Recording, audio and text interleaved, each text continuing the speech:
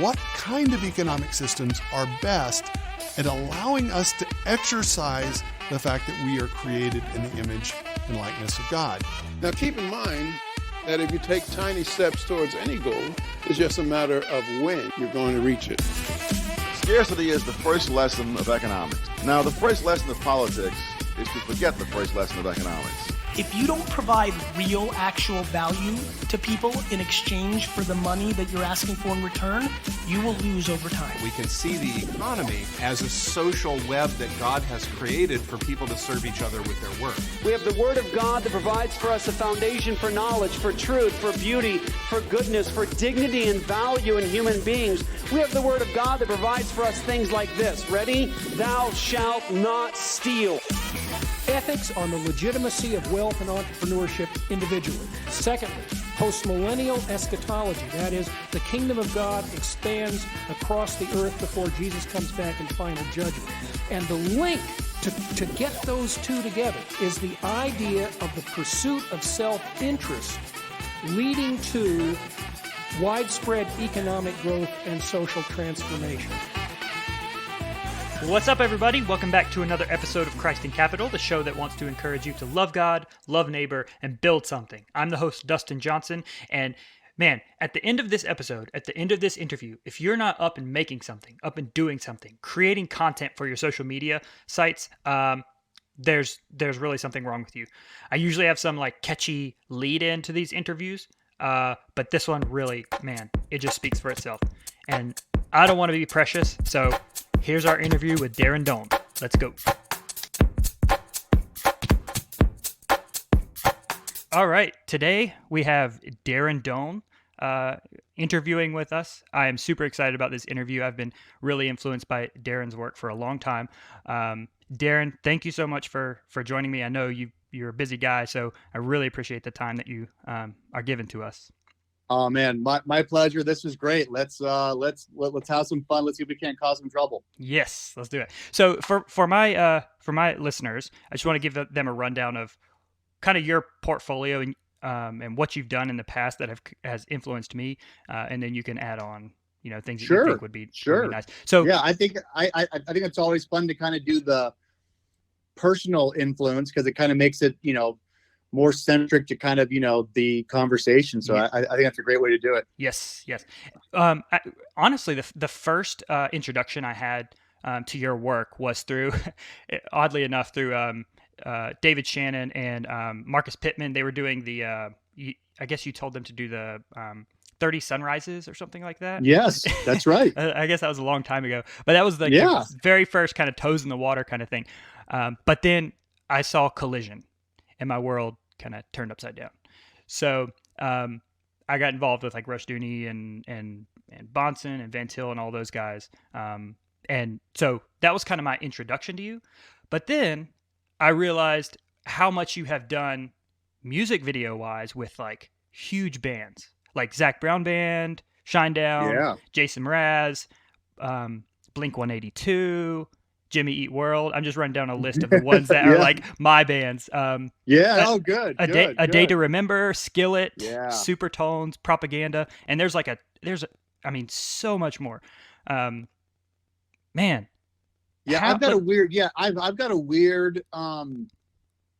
It's not weird to me, but I definitely have a, I think that's the appropriate use of the word diverse because I've got a diverse, portfolio. Yep. And so depending on how people get to me, they're usually not aware of the, of the other quadrant. So it's not even the other side of me. It's literally quadrants. You know what I mean? So it's, I meet people and they're like, and they kind of know all my old school punk rock videos, right? But have no idea that there was there was a bridge at some point, and then it went from kind of punk bands to, like I said, Zac Brown Band and Jason Mraz and Kid Rock and Shinedown. Like, so there's that. And then of course, I've had moments where I remember I was having dinner with Brent from Shinedown one night, and he was texting, and he must have said something like having dinner with Darren Doane, and then so he's looking down at his text and he says, our merch guy says your video for Strife for the song Blistered is like the best music video ever. And then Brent kind of looks at me and goes, how come I haven't seen this video? And there's this hardcore straight edge band, from California. So it's like you've got Brent Smith, like singer of one of the biggest rock and roll bands ever, but his merch guy knows me from this really kind of eclectic straight edge, hardcore punk band, right? Yeah. So yep. And that's it's really weird. Yeah, that's kind of my experience too. Like I was introduced to you in a different world, and then I'm realizing, wow, you were involved in another world that I was involved in. I came in with the like Fall Out Boys and the Paramores and those kind of guys, but to know that you've done stuff for like Blink-182 and A Day to Remember, that's kind of like, there's short bridges over into those areas. So and A Day to Remember, it's funny, and A Day to Remember was really cool for me because I didn't work with them until a couple of years ago, but I always known of A Day to Remember. I always really liked A Day to Remember because I really, from a distance, always thought like, wow, this is a band that does not care what anybody thinks. Yep. And so I've always just really been impressed by them because they literally will have 10 different types of songs per album. And they've never and they've clearly never had any kind of like box where they felt like we're hardcore. They'll go from super insane, almost like Zayo scream core death metal to like super pop ballad acoustic. I just thought that was really cool. So when I got the phone call just a few years ago, that was weird because that was like a bridge almost back in time for me, that here was a band that I really liked, had never worked with, and then here they're calling, and I'm super excited to work with them, and like I was pumped up. And then also realizing they're just a massive band. They are a massive band. They really are. And so we get on the set and we're talking, and everyone's pretty cool and everyone's pretty chill, whatever. And then we had 2 days of filming, and we had a great first day. And the second day we kind of show up, and singer kind of comes up before the day starts, and he kind of goes, hey, just want you to know, before I left the house today, I just kind of looked over at my X-Doane X video compilations, and I was like, wow, like we're really doing this with you. And because in the early 2000s, I had released 6 DVD compilations of like all my punk and hardcore work. Oh, okay. Through Victory Records, and here he was, he's like, dude, like I walked out of my house today, I looked over, I said, I can't believe. And so I'm actually thinking like the whole time, like, man, this is, what great guys, super professional, and they're just massive. And I almost thought they were almost kind of, I don't know, I couldn't put my finger on what was wrong. Something wasn't wrong, but I couldn't put my finger on what. And then it turns out he kind of looks at me like the thing I was sensing was that they were kind of excited. Like it meant something that we were working together. Yep. And I just had no idea. Then when he said that, I'm like, are you kidding me? No way you've got that. He's like, dude, I grew up on your DVDs, and so it's really interesting, which is funny. We'll circle back to that. That was a lot of why I realized I had to rethink everything, because I had all these quadrants.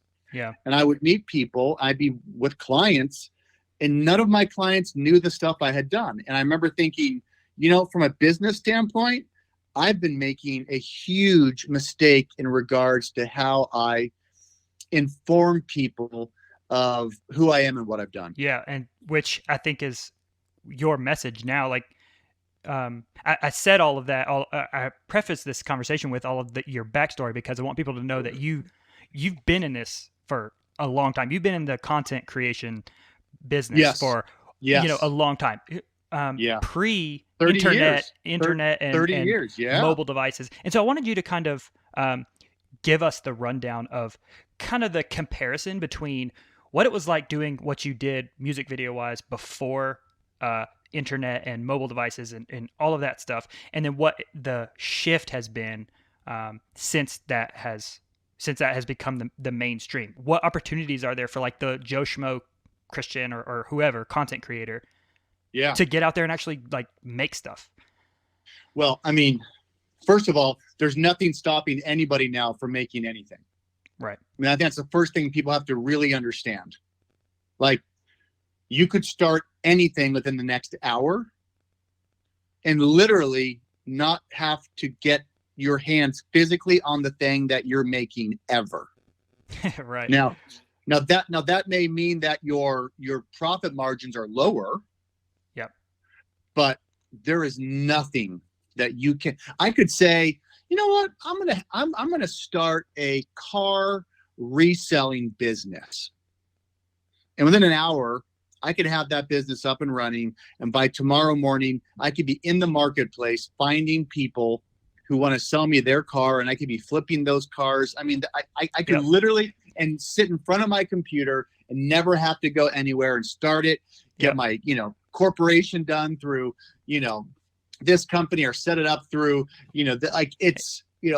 there's nothing you can't do. So first of all, the difference between when I started 30 years ago, or the difference between even 10 years ago, maybe 15 years ago, but really 10 years ago, is up until then, there were gatekeepers for every single business and or industry that you wanted to go into. Right.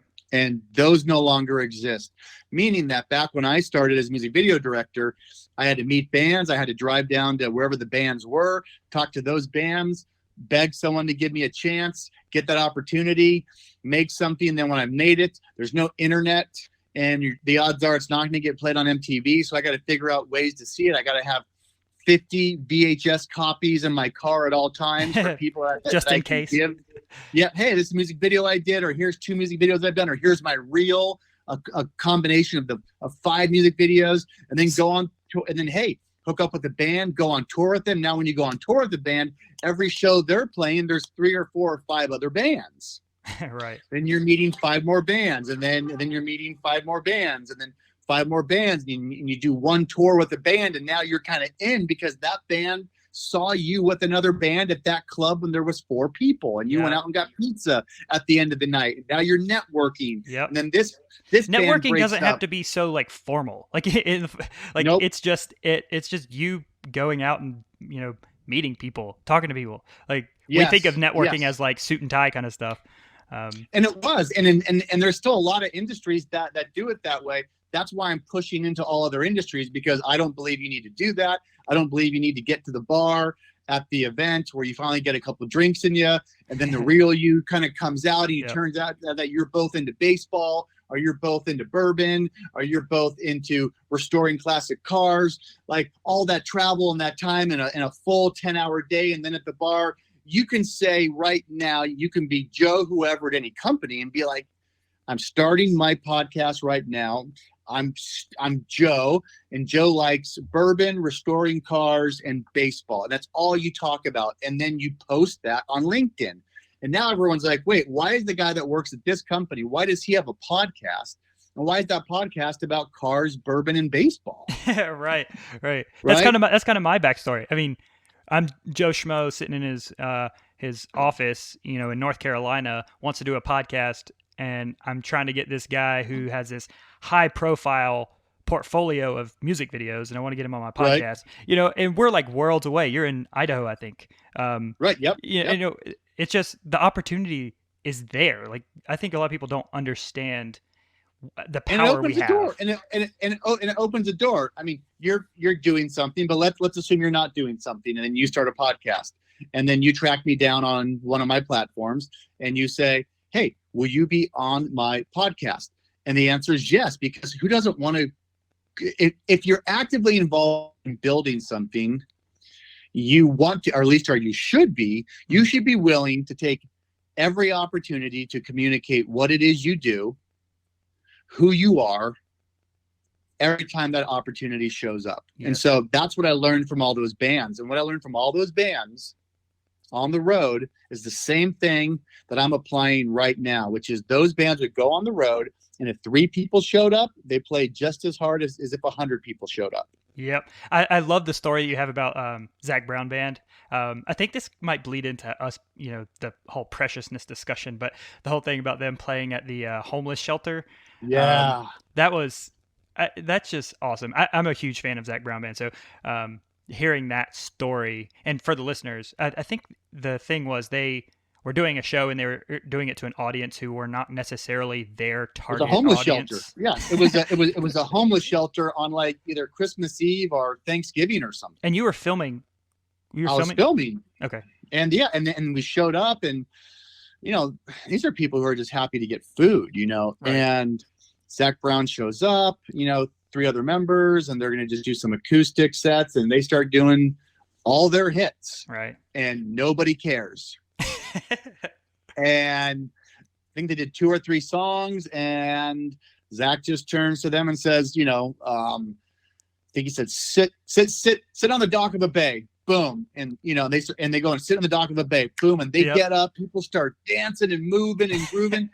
And that was because Zach and all those dudes, they cut their teeth playing covers in bars. Yes. They know every song. They know. And when I saw that switch, it was, and so, you take every opportunity and then you use that. And so for me, there's a couple things I don't do. I don't look at my podcast numbers really. I mean, I'll check in every now and again, but my podcast numbers mean nothing to me because I believe I'm playing all the small, tiny clubs right now.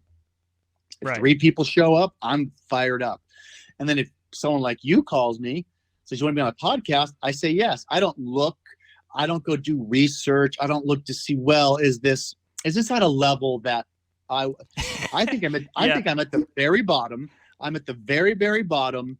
And I think this is a long game. This is me readjusting how I'm doing everything. And when I kind of restarted my company a year and a half ago, it's like, I'll take every show that comes. Yep. Consistency and persistence. Well, yeah, I mean, and again, and I'm horrible with, I get what you mean when you say that. I just believe you have to put the work in. Yeah. Yep. And so I don't know if that's consistency or persistence. I just mean, to me, it's more about trying to cultivate within myself, like just this real kind of like, I want it to be work. Yeah. Yeah. I want it to kind of cut me a little bit. I want it to hurt a little bit. And I want to do things that I think are like, yeah, this is real. Someone's calling me. They're industrious. They've got a podcast going.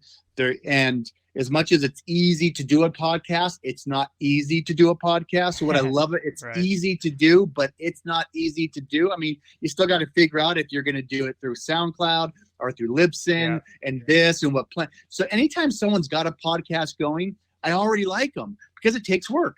It does. And then when you don't have the time to actually record, you've got to open up your GarageBand app in your phone and record while you're driving somewhere. I do, and to the listeners, go listen to the past 2 episodes. I never thought about the GarageBand app because I just use voice memo.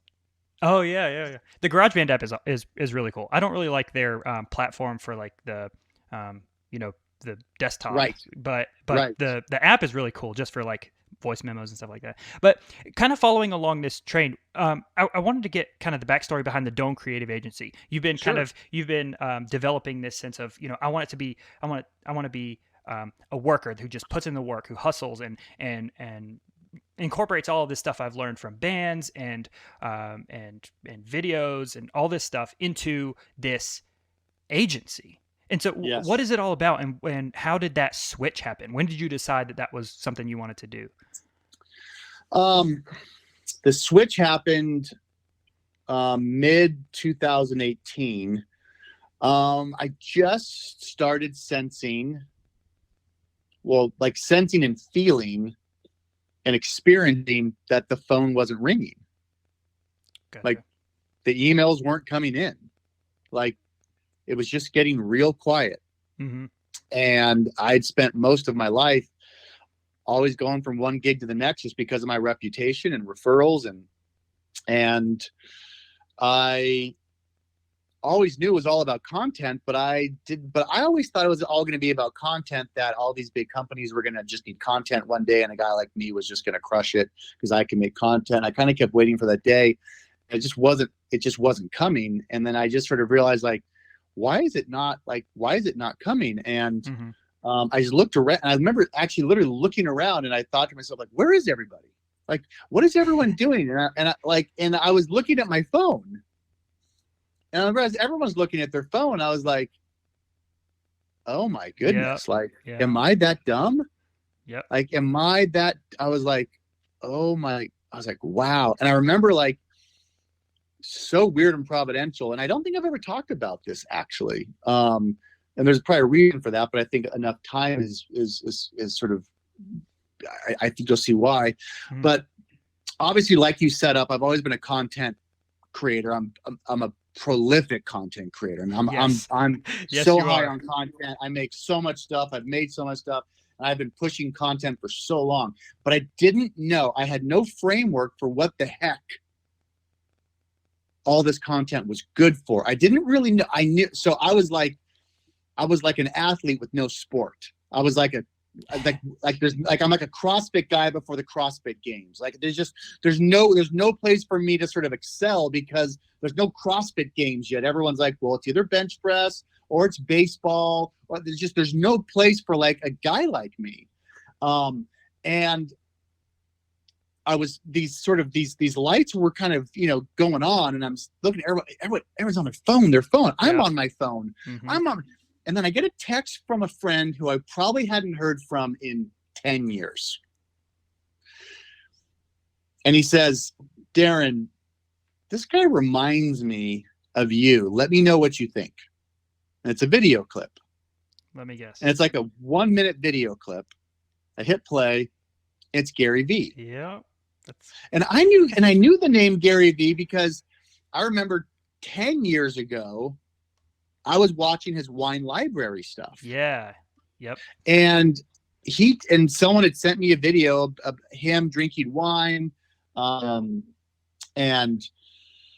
with this winemaker and named Heidi Barrett, who's probably one of the, I learned from him that Heidi Barrett was like the greatest living winemaker. And I was like, wow, I've never heard someone talk this way about a winemaker. And he turned me on to this winemaker named Heidi Barrett. I went and got some Heidi Barrett wine. I was like, oh my God, and so I knew this Gary Vee guy, but I didn't.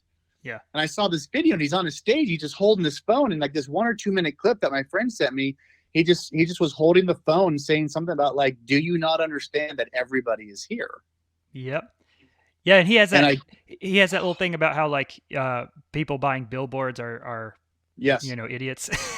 Right. Even when you're driving, if you look around, people are they're on their phones. Like, all the attention is here in our hands. Right. And to be fair to Gary Vee, he would just say, I'm happy to have the billboards too. I just want to know the price. Right. Yep. Right. I'm fine with being everywhere. Be everywhere. Anywhere there's an eyeball, be there. That's the name of the game when you're trying to promote, create, get your name out there, build brand, do advertising, marketing. So he would say that. But I saw that clip, and all of a sudden I just was like, it all clicked, and I went, man, I have not been a good steward of all of these things. And so that was mid 2018. And like I said, I knew it was all about content. I knew it was about having more content than you could possibly imagine, but I just didn't have like, what was the framework for all of this? And so again, I just felt like I was out of place, that I could create all this stuff, I could do all this stuff, I could really outwork everyone in media and content, but no one cared. It didn't matter. And I was like, it's like I was doing too much. And like I was saying, I felt like I was like a CrossFit guy before there were the CrossFit games. Yep. Because there just was no sport for me. And so I was really struggling. And then at the same time, the phone wasn't ringing. I didn't feel like business was coming in. And then I realized I'm on my phone. Everybody's on their phone. What am I doing? And like I said, it was about a week after that, a friend sent me this video. It was a 1-minute video, and it just said, this guy reminds me of you. Tell me what you think. And it was Gary Vaynerchuk. And I knew Gary from wine library stuff. He had 10 years ago or so, he had turned me on to someone gave me a video on a particular winemaker named Heidi Barrett, and this guy had all this enthusiasm about wine. And now I was like, oh, that's that wine guy. And then he was just holding a phone and he was just talking about how everybody is here, and that if you're not here, he said something like, and if you're not here, you do not exist. Right. And I just went, oh, there it is. And it was, wow. And I was like, I get it. Okay, wait a minute. And so that was mid 2018. So I started going to all my clients and I was like, this is what we got to be doing. Here's how we're going to use all this. I got it all figured out. And nobody listened to me. Okay. And I was like, well, wait a minute. Okay, hold on. Like, so this is August, mid 2018. I said, okay, I'm going to prepare myself. I'm going to mentally kind of get ready for what this looks like, what I'm going to do. I'm going to think about this. Probably went through every Gary V video, podcast. I usually skip all the positive affirmation ones, and I just went to all of his deep dive stuff. He does a thing called the 4 Ds. And the 4 Ds are the things that nobody really wants to listen to. They all want to hear his main talks, which are great. But even like he says, his main talks are the same thing. Yeah. He does a thing called the 4 Ds, where he sits with, 8, 9, 10 people in a room, business owners, and they go for 2, 3, 4, 5 hours. I started listening to those, and it was listening to those. He's got a bunch of them that everything started clicking for me, because it wasn't just the Gary V that people see on stage. This was the Gary V sitting with actual business owners in his office who were spending $25,000 for the day to talk to him. But there was this meta thing going on too. There was this micro macro things. Like, wait a minute. Not only did someone pay $25,000 to spend a day with this guy, Gary's recording it and giving it away to people for free. Yep. And so I was like, oh, and it was these little pieces. For me, it was like hearing punk rock again for the first time. It was realizing that bands could just pull up in the middle of a town, of a city, and play at a VFW hall or in the basement of a church. And next thing you know, people are stage diving. It was that same feeling that there were no more rules. And a guy like me, I excel when there's no rules. I understand why a lot of people, this freaks people out. They don't like it. It's uncomfortable, but I can't really talk too much to that. All I can talk to is this was that thing I knew I was built for, and it was finally here. I was like, wait a minute. So you're telling me the world where you can't create enough content? I was like, watch me. Yep. Because this is what I do. I'm not precious. I'll make a 1-second video. I'll make an hour video. I'll take a picture. And because my clients wouldn't listen to me, I said, I'm going to build my own brand. I'm going to build my own brand. And I'm going to do everything I wanted my clients to do that they just wouldn't do. I'd walk into my client and say, hey, it's there right there. I want to get a cool low angle shot of you, make it black and white, just a picture of you at the office and make it look like a really cool hip hop album cover. And they'd say, yeah, we're not doing that. I'm going to do that now. I'm going to do that now. I'm going to do that now. I'm going to do every single thing that I want to be doing for my clients. I'm not doing it because I'm an egomaniac. I'm not doing it because I want to see myself. I could care less. I'm like everyone else. I think I'm ugly. It's weird. My face droops to one side. It's not like I look fat at certain times. I look like what I was like, but you know what? I'm going to make the point that Mick Jagger is ugly too. And it doesn't matter. If you just, now I believe there's something that I'm not trying to be a model. But I realized that they weren't listening to me. I had to do something. So I'll be the experiment. So that for me was 2019. I'm going to go all in. I'm going to create more content than anybody on the planet. It's going to be this great release, all these ideas, everything that I believe from a creative standpoint, I get to do. I was like, I'm going to just do every single thing and not have to ask anybody's permission. I love it. And that just kicked it off. And I got to tell you, probably literally 2 days in, to being all in, the first week in January, the phone started ringing. Really? That's awesome. People started DMing me.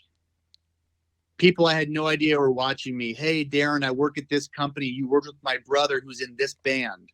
Oh, I had no idea. Wait, what? Yep.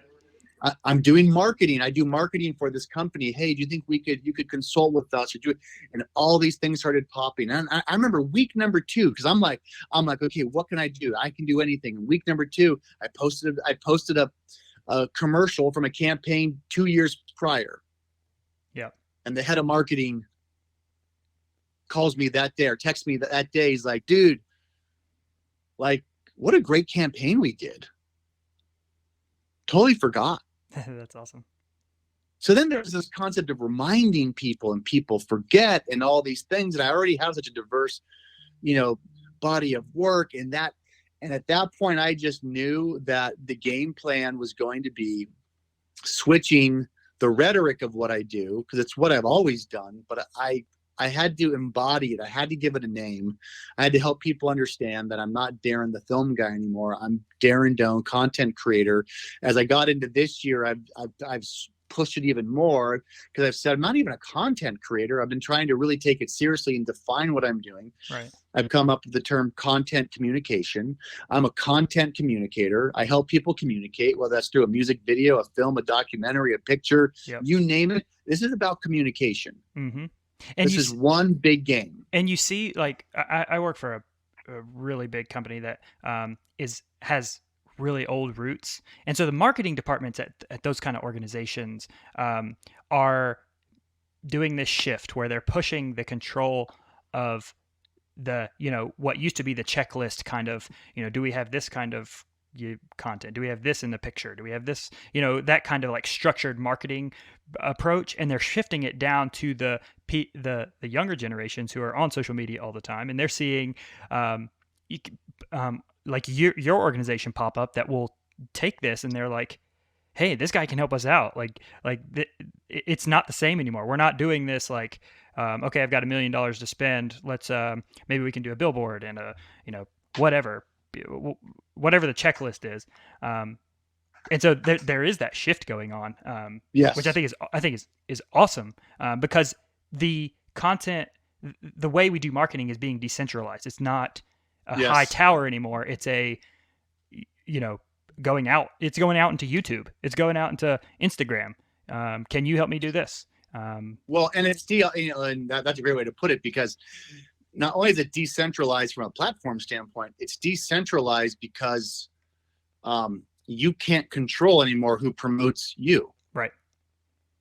And so we thought we could control that, like, oh, well, nobody would just promote us for free, so we need to find influencers. No. The whole world now can promote whatever they want if they're into it.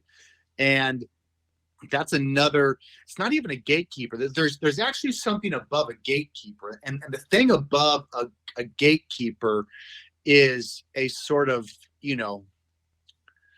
it's an actual authoritative culture that actually hangs above the kind of gatekeeper. So if you think of the gatekeepers as the bullies that don't let you in, right? They're the guys in front of the club, right? That don't let you in. Those are gatekeepers, right? But inside the club is where the actual authoritative culture is. That's what's come down. That's what's been broken. And what I mean by that is, it's sort of like, let's say you took a really cool picture, like the other billion cool pictures in the world now, right? Yep.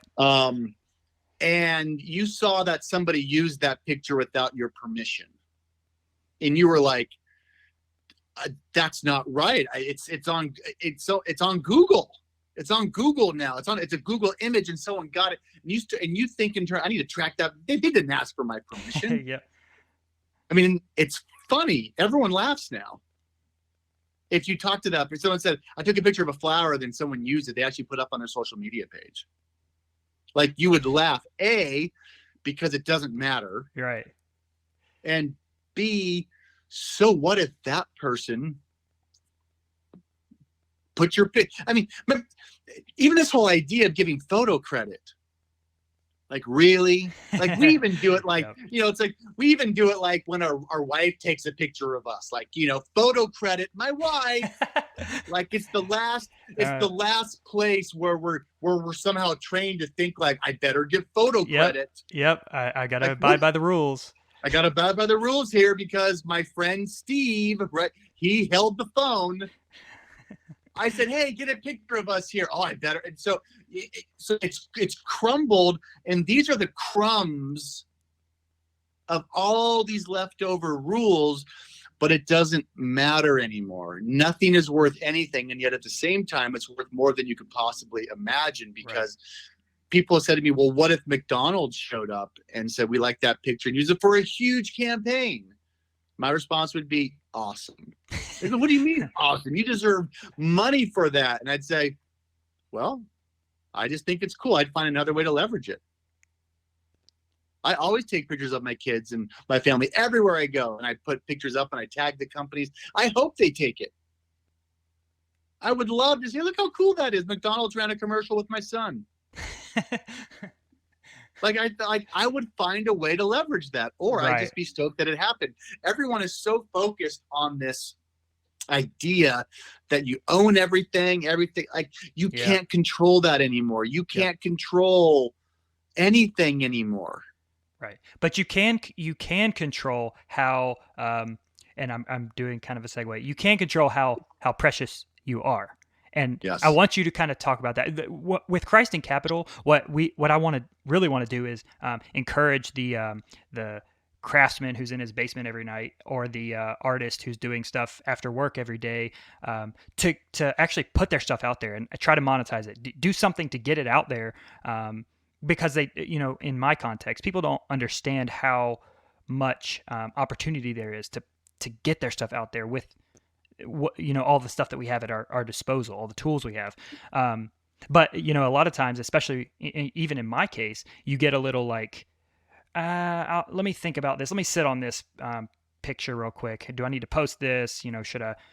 Right. You get so critical about the things that you're going to put out there. And then when when you put it out there and no one likes it, then you're just like, you're crushed, and, you're discouraged about doing it ever again. Yeah. And so, what's the whole preciousness thing? Can you talk to us about that? Sure. Yeah. I mean, I'm not even quite sure how it came out. I think it came out in my very first podcast. And it just came out. So it was just weird, but and preciousness seemed to be the most effective, coddling way to say something, right?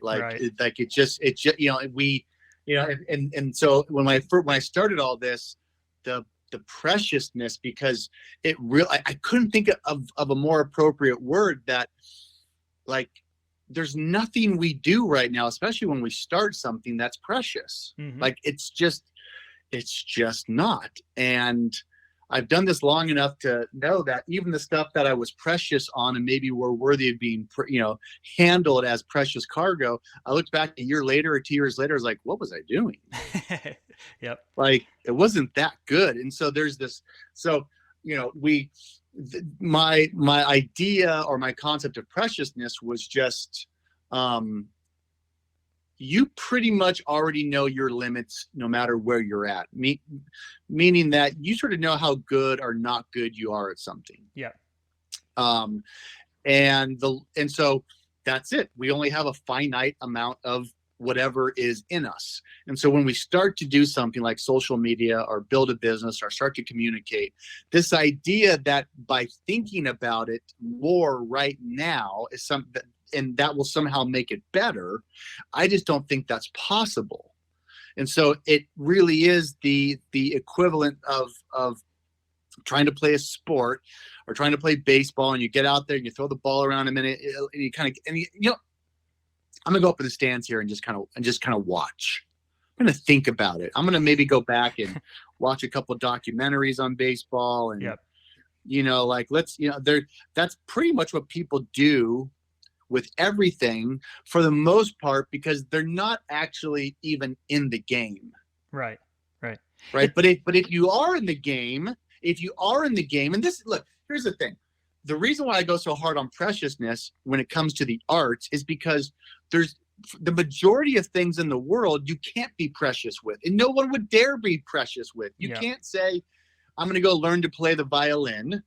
You can't say I'm going to go be a gymnast. You can't say I'm going to go be a mechanic for a living and think that somehow you can't do it for 10 hours. That it needs to be 10 hours a day. Yeah. Yep. Yeah. And so I think that's what, like, what you're not saying with the preciousness thing is that you should just, if you want to do something, just, start it and start throwing stuff out there.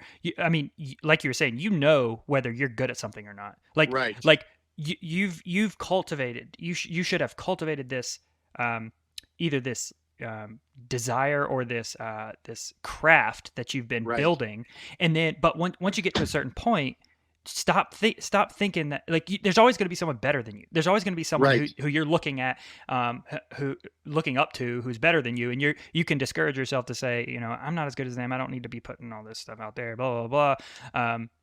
Just do it.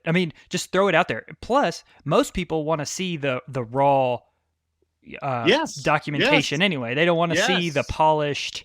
That's our, like, reality TV stuff and our And why does everyone love documentaries? I mean, we love that. I mean, it's funny, as a filmmaker, I've seen a lot of movies, and there was a time when I was probably really a cinephile, and I loved I loved watching the making of movies more than watching movies. Yeah. Yep. I love behind the scenes with bands. I love that. Like all that stuff, right? That's what's interesting. And I think even as a filmmaker, myself, I think I just like the process of making things more than I do the finished product, which is why I'm probably an okay filmmaker at the end, but I'm probably a really great filmmaker for, like, in the process of it. Like, I'm probably better with the process, but my final products probably aren't that good, but I'm okay with that. Like, I'm into the process. I like that. I just like that, and so, but something you said, and again, I'm really enjoying this because some of the things I haven't really said before, again, I'm not a big self, who you are, whatever. There's, clearly people have got that covered on social media. We've got self covered. Yeah. Right. No one. But what I get excited about is if you just start doing things, there is a better version of you. It's coming, but it happens by dying. You have to die. Yes. God made this world that the only way you grow is through death and then resurrection. Yep. And so Jesus isn't precious. God the Father wasn't precious with his only begotten son. Right. Right? You kill him. You have to kill him. Yep. And so preciousness is a way to say, I can't kill this because it's perfect. Right. I can't kill this. It's perfect. Or my ego. Perfect. Like putting like it could be ego. I mean, it's hard to tap into that. I'm sure it's there. Yeah, for me it is. But anyways. Yeah, I mean, and see that this is where the reason why I don't go there is because I don't know if it's ego, but this is where, like, I get really controversial because I haven't thought too much about it, and the times I have thought about it, I just resort to thinking you're just being a wuss. Yeah, like that's my bottom line. Like, well, but I have an ego. No, you're just being a wuss. So I'm probably not. So I'm not good in this category, which is why the preciousness is if God the Father, who's perfect, can have his son who's already perfect and can kill him, which then leads to glorification after resurrection. Yep. That shows us how the world works. And so as soon as somebody assumes, and by the way, when you assume your art is somehow going to get to a place, that's omniscience, and you don't have that. Oh, that's good. Right? I mean, that's what's key. That's why when people, I mean, now everyone around me just kind of rolls their eyes, but people are like, I'm a perfectionist. I'm always like, yeah, but you're not. Oh, but you know what I mean. Yeah, I know exactly what you mean, and you're not. You're not a perfectionist. You're not a perfectionist. You're not. And the idea, it's like literally when I hear people say I'm a perfectionist, the one thing I hear in my head is someone saying, yeah, but I'm just so darn beautiful. mean, you have to understand. I mean, think about it. I'm a perfectionist. I mean, seriously, I am so sexy. You have to understand that I'm so unbelievably sexy that I have to be very careful, because when you're that could shatter any minute. Yeah, I mean, you can't. You have to understand, I'm so sexy that I only know sexiness. So for me to even walk through that mud right now, you have to understand, I am drop dead gorgeous. And when you're drop dead gorgeous, and by the way, all the examples I just gave are far less than being perfect. Yep. And yet people walk around like I'm a perfectionist. So, but if I was to go in the more self-help kind of how do you motivate people stuff, trying to be positive, there is a better version of you. Yeah. There's a really amazing, better version of you, but we're only going to get there by dying. Death, resurrection, death, resurrection. And in that sense, you're right about the ego, because it's humility. I have to, let's do it. Let's put this out there. Man, people said it sucked. I think it sucks. You know what? Gosh, okay. And people made comments on it. But here's the best thing about it. Like, if you really want to get detailed on this, what do you mean? You have 11 people following you, Steve 755 guy. Like, what are you afraid of? That your 14 friends care about your picture? Yeah. I mean, that's the funny thing. If people really cared, they wouldn't even have an account. People's accounts look horrible. Right.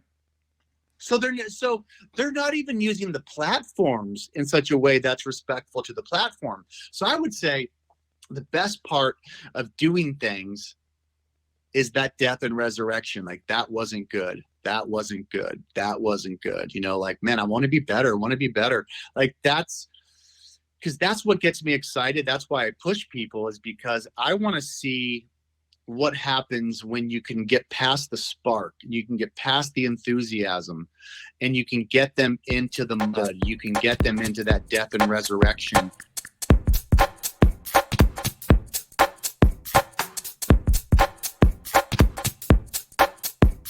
So when people get rid of the whole preciousness thing, and they realize it's more of a just keep trucking on,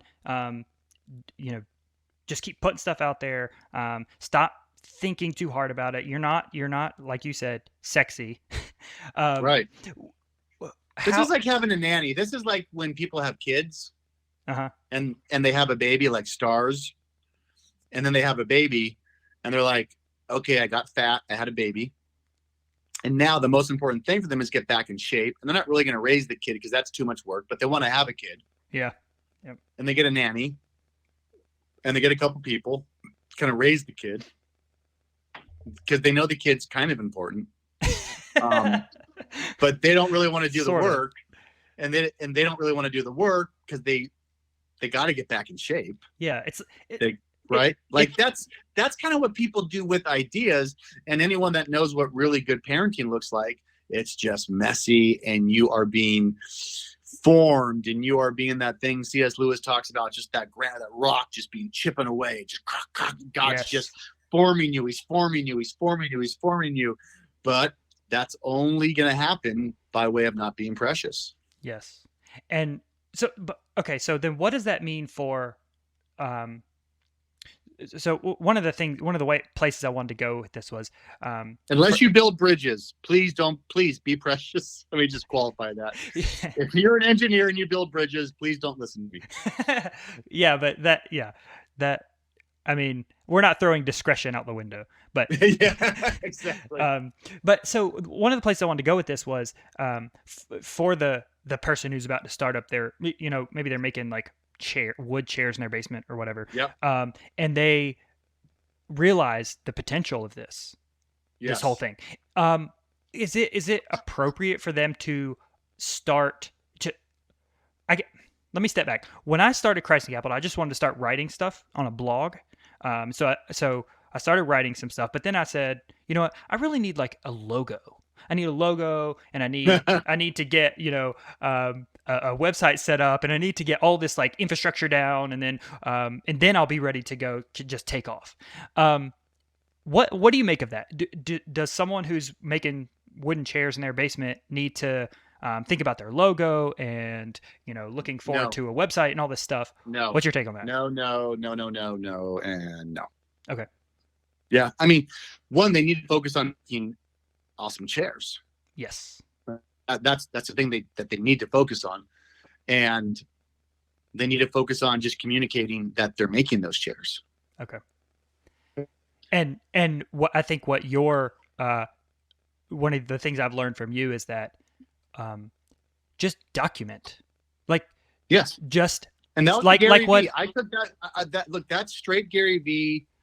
I don't quote Gary V a lot, but man, he said, and again, it's stuff I was doing, and I'm thankful for him because he helped me see the things I was doing that I just thought didn't really have a place or a category. And he said, document, don't create. And I was like, you got to be kidding. Right. And he has that whole thing where set up a video camera and just talk about something, and then take it down, transcribe it into a blog, and then take that thing and put audio on a podcast, and then put the video on YouTube, and just put it all everywhere. Put it everywhere. Yep. But see, that takes work. Yeah. That's why people don't do it. Yep. And so for me, I knew I could work. I know I could outwork anybody. And so I was like, wait, that's a great way. Wait, that's a great way. And he's giving all this away for free. Mm-hmm. And I was like, I related to that because everyone knows they can reach me. To this day, I had 2 clients in the last month, both called me at different times, just big business owner guys that I work for, and just yell at me for like, will you stop giving stuff away for free? What are we paying you for? Stop giving away for free. Someone texted like, oh man, I'd love to come and shadow you. And I was like, hey, come on up. And they're like, you don't give stuff away for free. If someone wants to come and shadow you, charge them. Darren, stop giving away for free. I don't believe you can give away hustle. Yep. So it doesn't matter. You can't give away work ethic. I'll tell everyone how I do it, the way I do, because one, I enjoy sharing. I mean, that's the weird esoteric Christian part of me. Like it's God's world, man. It's all for free. Everything's free. Salvation's free. That grace is free. Yep. That water. I mean, everything is free. And yet I'm a capitalist. You're not going to find someone that's more in line with that. But I also believe that capitalism works within a system that starts with God giving you everything for free. Yep. Every instance of capital that you have is because of the very first instances. Right. And your so life, your labor, your breath, forms. whatever. Yes. That forms. And that's where it gets spiritual. That's where giving away stuff gets you things. Yep. So then it's just weird. So then for that, the guy who is doing that, he's hustling, he's giving out stuff, he's selling stuff, he's, out of his basement. Should he be thinking about how should he be thinking about branding in the long run? If he wants to take this big, if he wants to make branding is, remember, I mean, you've heard me say it, branding is reputation. Yes. Branding is not a logo. Yeah, and I think that's where people, that's where people get caught up. Yeah, people think, oh, it's the Johnson & Johnson brand, and they look at the logo. It's the Coca-Cola brand, which I understand. And then you look at, it's brand. It's like you brand, you sear, you brand. The cow, right? Right. Branded. Right. The thing you're searing into people is not your logo. The thing you're searing into people is your reputation. Yes. Right. Yes. Remember, when you brand something and it says, and it says Doane on the cattle, no one looks at the cattle and says, oh, it's a Doane cattle. No, the branding says, oh, Darren owns this. Yep. Don't mess with that cow. Or we know Darren, and Darren would be fine if we walked on his property and fed the cow. Yeah. So brand is reputation. And if you don't do anything over a period of time, you can't develop a reputation. And if you can't develop a reputation, you have no brand. Everyone thinks backwards on this. Right. What's kind of what you're getting. Okay, I'm going to start something. So I need a brand. I need a logo, because logo will say I'm a brand. Yep. That's why we have 1 million clothing brands that nobody cares about, because anyone can put a logo on a t-shirt. Right. But it's just an encapsulation of the backstory, essentially. It's right. But the reason why you should buy our shirt is because we give away a free pair of flip-flops to kids that don't have flip-flops and blah, blah, blah. Yeah. And there's a story, but everyone thinks you just start with that thing. I do not believe that. I'm fully opposed to that. Now, look, if you've got time and you want to spend money to have someone make you a logo, have at it. That's fun. That's great. I get it. Make your own logo. That's really, really cool. But if you're asking my opinion, I believe that we're moving towards a world that will not recognize a particular symbol or logo. Right. I do not believe, with where we are in the world right now and where we're headed, I do not believe a single logo will stand out ever again. So I believe you should have 1,000 logos. Okay. So I mean, that's my advice, just in the logo world. So on that same topic, and maybe we might be treading in the waters of potential heresy, but I want to ask this. I like it. I like it. Just like my theology. I like it. Yeah, mine too. Is Christianity a brand? On my terms, yes. On the way I define it, because Christianity is a reputation. Yes. Okay. Right. So Jesus is brand because look, why do people get so angry at Christianity? Yeah. Well, it's got a reputation. Mm-hmm. Yep. Like that's the reason, right? So you can break that down. You know, I'm sure someone knows a Southern Baptist joke. I'm sure somebody knows a Calvinist joke. Yep. I'm sure somebody knows. So that's because there's reputation. Mm-hmm. And because there's reputation, you can brand it. If you can brand it, you can make fun of it. You can add to it. Of course. Right. Yeah. Okay. So, and then I wanted to ask you in this kind of the same line and the age-old question, but I wanted to get your input. Sure. What if there's a Christian shoemaker? Does he need to put a little cross on each of his shoes to show that he's a Christian? Like, does his product need to have a cross on it? What's your thoughts on that? Should a Christian be evangelistic with their products, or should they be just good craftsmen and be really good at what they do? What's your thoughts on that? It's funny. It's questions like that. I don't even think are coherent. Okay. Meaning that when I hear questions like that, I feel like someone's trying to, not you, because I know why you're asking the question. Yeah. I feel like there's that there's bait that someone is setting you up on. Okay. I kind of reject the category. I feel like there's a categorical error in the question. Yep. You know what I mean? So I'm always kind of like, well, I don't understand. So now to answer it, you know, I would say, I mean, I think, you know, it's funny is so the answer would be no, right? That's the answer. Yep. Right. So that's the answer. No, he doesn't have to. Mm-hmm. Okay. And if you're a good reform boy, you know, just do all things the glory of God, blah, blah, blah. Right. It's like, okay, I got it. Run down the list. Yep. Right. Do I have to, you know, talk about Jesus in all my songs if I'm going to be a Christian artist? No. We all talk about that. No. Do I have to? Right. And so we get all those answers correct. Right. Mm-hmm. And then Kanye shows up, does an album called Jesus is King, talks about Jesus everywhere. We're like, yeah, woo, now that's a Christian artist. Yep. Yeah, Kanye. He's going to put crosses on every single shoe now. What's up, Yeezys? I love it. So we get the answer right theologically. Mm-hmm. And then Kanye shows up with the guts to actually be like, I don't do secular music anymore. And we're like, amen, brother. It's like, where were your commitments in the first place? Yeah. Yeah, it's like, so I just think it's kind of funny. Like, people always say, like, Darren, I get it. Like, Darren, like, you know, are you a Christian filmmaker? And everyone was like, you know, and I knew it. And everybody wants me to say, you know, like, no, I'm a filmmaker that happens to be a Christian. I'm like, what else am I? I'm a Christian filmmaker. Yeah. I'm a Christian dad. I'm a Christian drinker of water. Yep. I'm a Christian editor. Like, and I got that early on. I became a Christian in my mid-20s, and I saw everybody skirting that question and flipping that. You know, I mean, recently I've gotten into the rapper NF and saw some of his interviews. And, I was like, oh my God. I'm like,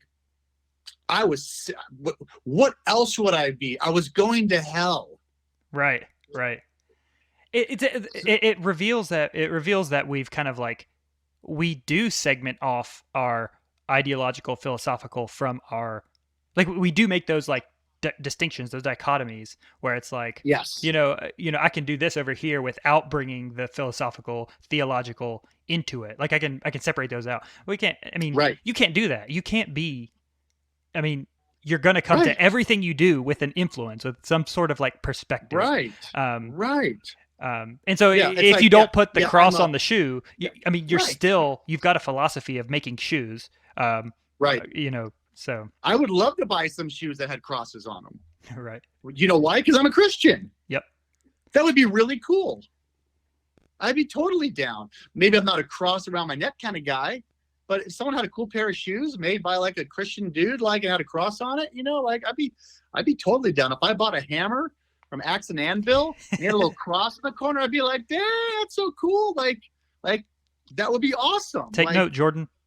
Yeah, I mean, and like it's like, so I just kind of like, the answer is no, but why do we all get so fired up when they do? I know. To me, like I said, that reveals more to me about something, and I'm always more concerned with approaching not how to answer particular questions. Anyone that knows me knows I don't skirt answers. Mm-hmm. Like if you just want the answer, I'll give it to you. I'm fine to give you the answer, so everyone knows I'm Orthodox, and you guys can keep me in the church, and it's all cool. You know what I mean? Yeah. But now, if you want to have a conversation about things that I think about and how they go, that's going to take some time. That's going to have nuances. Right. You know what I mean? Yep. And most of the time, and I think it's a good rule of thumb in life, if everyone is running one way somewhere, it's best, to figure out how not to go that direction. It's always my initial thought.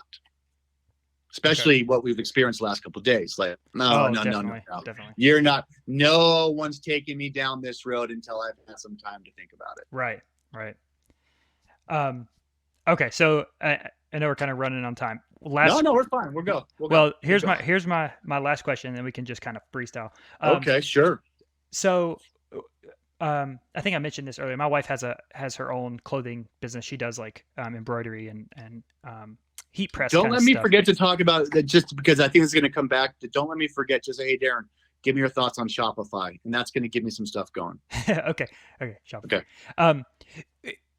With her brand, originally it started out we would take. She got a logo, put it on, created a couple accounts on social medias, and she would take pictures of her finished products and put them on Instagram or whatever. And that was kind of it. But recently, we've kind of experimented with putting her face to the brand, right? Because it seems like, to me, having the person... And I can only guess that it's been more successful. Yeah, well, I mean, she's gotten a lot of engagement on the ones where she's actually in the picture or she's in the video. Right. It's a person. Yeah. And so I wondered about that. Like, obviously, big corporations can't do that, other than they put the CEO as kind of the face of the image. But it seems to me like if you're developing something like that, I mean, that's what yes, on the ground creators should be doing. Yes. Yeah. So. See, once you, and again, this comes down to your worldview and theology of how you see the world. Once you think that the world is just a one-to-one transaction of a need mm-hmm. or a desire or a want, that's just Darwinian. Yeah. Right. Like that just makes, sex climax.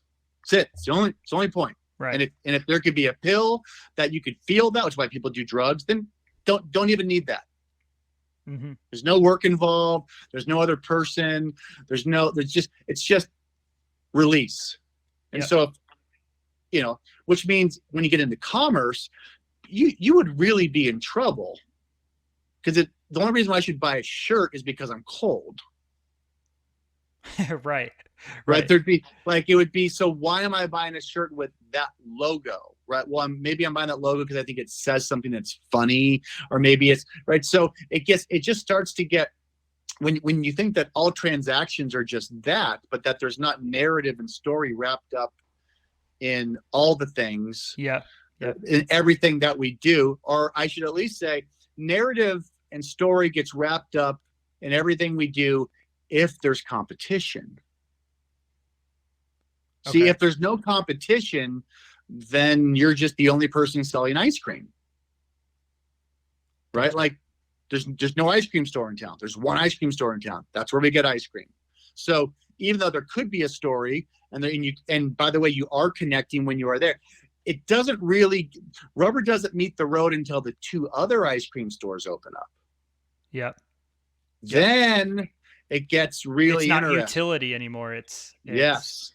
There's choice, right? Yeah. There's choice, and when we have choice, your products improve. You get a better backstory behind. Better service. They're nicer there.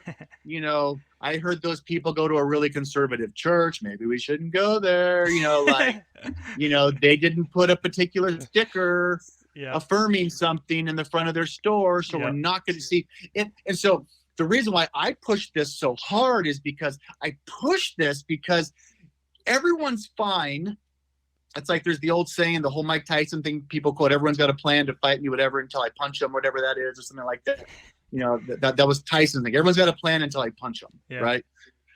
My thing is more, nobody thinks there's a problem until competition comes to take your head off. Then people wake up. Yeah. I'm doing fine. My restaurant does great. Okay, great.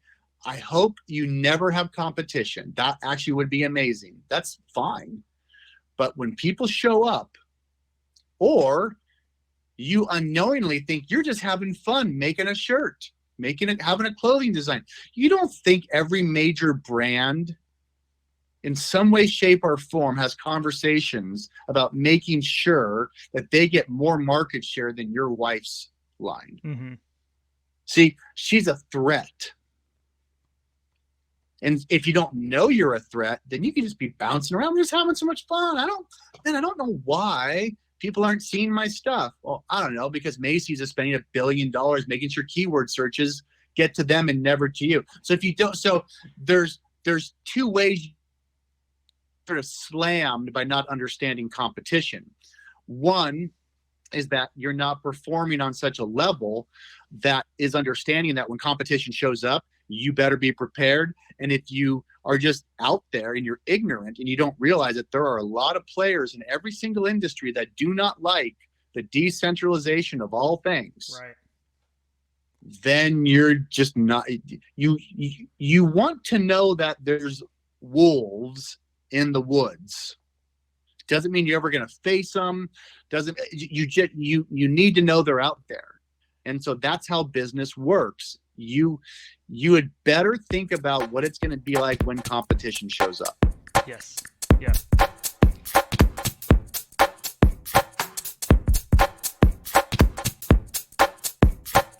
Okay, go. Shopify or Instagram. Yeah. So my thought on Shopify and Instagram and TikTok is that you have to look at these platforms like a real estate developer looks at land. You have to be able to see where you think it's going and what the potential is, not your opinion on the state of it. When Instagram started, it's a photo sharing app. Yeah. It's for photos. Yep. That's it. That's not what Instagram is now. Mm-hmm. Instagram is now where I get all my NBA highlights. Like I get a bunch of things from Instagram now. Yeah. Right. I'm Babylon Bee articles. I get Babylon Bee quotes. I get, turns out all my favorite sites that I check in now, used to read articles in. I follow them on Instagram. They've got usually the best sound bites. I'm a big UFC fan. That's where I go now when I want to see what the fight card is. I know somewhere in that week there's going to be a picture with every fight that's going to happen. I used to have to go to the website or Google it to see who could put that up. Now I know there's going to be a picture of it. I went to a restaurant here in town the other day. I'm looking at the menu. I'm like, why am I looking at the menu? I went to the Instagram. I went to their Instagram. Why would I look at a menu? A menu is the absolute stupidest thing in 2020. Interesting. What do you do at a restaurant when food goes by? You look at it. What are they getting? Well, what did they order? Yeah. Well, that looks good. Yeah, because we're all so good at reading and understanding what that meal's going to be. I don't pick things unless they have pictures anyway. So you got to try ordering a sushi roll without a picture. Plus, if you go to a Mexican restaurant and they have like 5 ingredients, and you gotta figure out what it's gonna look like when it comes out. Right, exactly. If you don't know what a chimichanga is, if you don't know how that prepared is, right? Like, so I'm at the restaurant, I go to the Instagram, oh, that's right, look at that burger, oh, that's the one I was thinking of. I saw that one, which is why every restaurant should be 5 times a day posting everything that they've got. Not just because, well, we posted that burger, but because in 5 weeks when you post it again, I don't want to have to scroll through. You know, everyone acts like there's this way in which consumers behave, yet they never behave that way. I have never said in the history of my life on social media, I can't believe someone's posting so much. Right. And yet that's the number one thing people are afraid of. Well, people might think I'm posting too much. Right. Who has ever said that? I know nobody. I know no one that's been me like, I got to tell you, man, Jimmy just posted way too much yesterday. And you looked at every single one of them. Yeah, like what? If you even noticed, if the other 500 that came through that day, if Jimmy even made it, no one says this. A, because nobody cares. Right. And B, because nobody would even notice if that was the case, which means you have to be posting from an informational standpoint nonstop. So this gets back to platforms mature. You need to be thinking in terms of what is TikTok going to look like in 5 years. We don't know. This is interesting. Keep your eyes open, you know? Yeah. So Shopify, the reason why I'm so fascinated with Shopify as of late is because, you know, Shopify really personifies what we want as consumers, which is when I want it, I want it. Yeah. And so Shopify is building apps and different things that I think are going to make all that happen, whether it's them or someone else. But the idea is that I should be on Axe and Anvil, and as soon as I get excited about something, I should just hit buy right there. I'm not giving credit card information. I'm already logged in somewhere. There's already some big, great system that takes care of all that I've given access to. It's like iTunes. iTunes will make sure your credit card can expire on iTunes, and they're going to make sure they're still charging you for 6 months by the time you get that credit card figured out. Yeah, I just found out that the hard way. Anyways. So however, so that's going to be possible. When I'm on TikTok, Instagram, Facebook, Vimeo, I don't care. Wherever I'm at, as soon as I want, I just be, I want it. Click, I'm ready to go. Yeah. Click. Amazon. Impulse buy. Impulse buy. Think about from a consumer standpoint, right? What's the point of purchase, right? As they call it, the point of purchase when you're checking out there at Walmart. Uh-huh. That's the point of purchase, right? The gum's there, the jerky's there, the magazines are there, and sometimes they'll have a featured product. It's right there. Point of purchase. Throw it in. Yeah, just throw it up there on the counter. That's where the world's going. And so people who make things need to be thinking about this, conscious of this. So the same way that I think people should look at platforms, I think every business owner, every entrepreneur needs to have a Shopify account and start just getting familiar with what the future of commerce looks like, even if you never sell anything yet. Just understand the culture of commerce, what's happening, what are the options, what can you be doing, you've got to get to where the transactional heart of the matter is. Yeah. And that's going to be platforms and companies like Shopify. And so knowing that, seeing trends, being able to say, well, you know, everyone's buying a Keep Calm and Something t-shirt with your brand. maybe I should do that too. Keep calm and keep eating burgers at wherever, right? Yeah. Like, remember when Keep Calm, like, I mean, it was going for a while. Yeah. Yep. And every band had a shirt. It still is. It still is. And so if I'm on Shopify and I see the trend and I have my little fan base and I realize, oh, I think the keep calm and carry on thing's dumb. And I'm like, well, but what if people like that? The consumer gets to say what's dumb, not me, not you. Right. And so let's say I just put up in my store that doesn't cost me anything to do because I'll never touch the fabric. I'll never have to ship it. And I just say, add a keep calm and keep doning, or keep calm and donut. And all I have to do is say, yes, I want one on my store. Let's say I sell 400 of those. And I clear $10 on them. Mm-hmm. And because I made a decision, I made $4,000. And I never had to do anything except say, I'm in. Yep. This is how we need to be thinking. And we need to be thinking in terms of how is everything going to be sold? What do transactions look like? Right. This is key, because this is the final gatekeeper. Yep. But that gets a little I'm not gonna say difficult, but it's different when you start thinking about custom work, because it's harder for you to like throw an example up on Shopify or wherever and say, hey, we can make this the way that you want it. You've got to have some sort of like staple product that you can throw up there and just say, hey, we've got tons of these. Do you want one? Yeah, I mean, impulse maybe, buy kind of thing. Maybe not. Point is someone might show up and be like, hey, that thing that you make, I get that people like buying Jordan's custom this, right? And that's for Jordan. But by the way, if you like this, maybe you say, well, we also have a consumer level version of this that's manufactured, because we have a manufacturing plant that makes these cool things. And, maybe Jordan puts his name on that nail. Now, it's not the super custom thing that he makes that he charges hopefully 50 times more for. Right. But then there's another version of that that's got Jordan's name on it.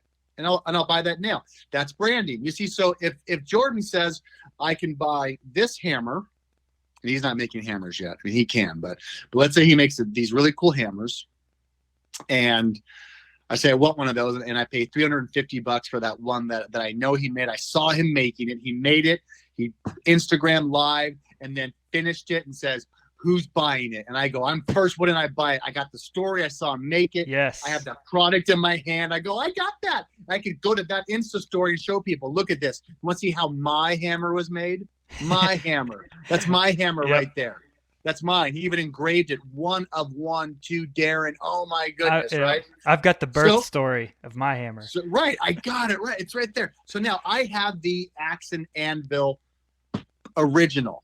And now Jordan says, oh, by the way, I'm doing a deal with this really cool company, and they mass produce nails. Are they fancy nails? No, they're the kind of nails that go into a nail gun that nobody cares about. And I go, oh, okay, that's interesting. And then I walk into a store, and I got pack A and pack B.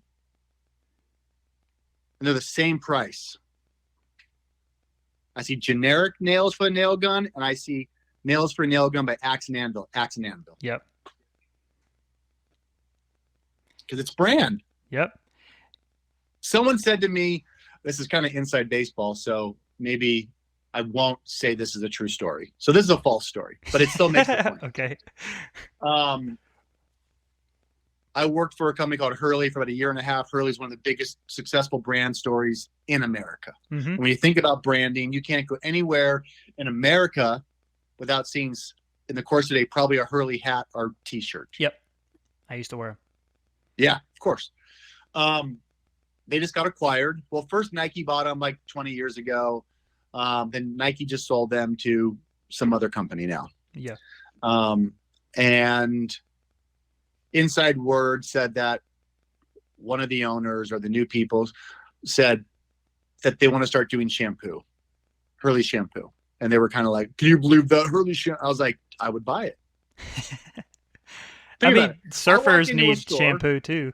No, but it's not even surfers. Look, there's only surfers wearing Hurley on 2 coasts. When I go to Texas and I see someone wearing a Hurley shirt, they don't surf. Well, Texas you could, but North Dakota. Yeah. Okay, they don't surf. Yep. So now they walk into a store and you're a guy and I look and I see Herbal Essence. I see Suave. I see name every single shampoo. And then I see a black bottle that says shampoo, Hurley, black, white lettering. I'm in. Let's go. Because first of all, don't tell me there's a shampoo that's better. That's, yeah, good point. Right? Come on. Like, oh, smells no, different, but no. you know. I only get quality shampoo. Like, come on. So you buy off a brand, right? Or you buy off a price. If I walk in and saw Hurley shampoo, I'm in because I'm in on the brand. As a matter of fact, that might make me feel a little bit better about buying shampoo. So my point is that brand wins because brand has a reputation. Yeah, the story. And so if I walk in and if I see nails and axe and anvils on it and all things are equal, I'm going to get it because people go with story. I get it if you're totally about saving money. You're like, I'm Dave Ramsey focused and I'm going to do this and I got that. I got my little thing, you know, and I got my, you know, envelope and whatever. Okay, it's cool. Like, buy the cheaper brand, whatever. But the majority of us are wired off of brand. Yep.